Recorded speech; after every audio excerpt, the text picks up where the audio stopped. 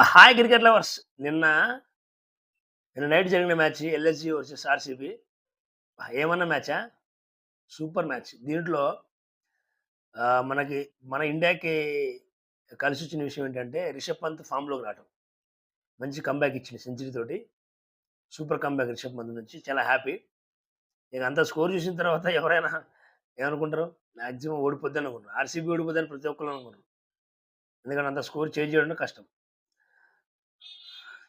As యూజువల్‌గా salt and Virat భయ్యా అయితే మంచి స్టార్ట్ ఇచ్చారు. Super start. తర్వాత మయాంక్ వచ్చి ఆ ఇన్నింగ్స్‌ని అంటే ఆ ఇన్నింగ్స్ ఏమైతుందంటే ఎక్కడ కూడా బ్యాక్ అవ్వకుండా కంటిన్యూ చేసిండు.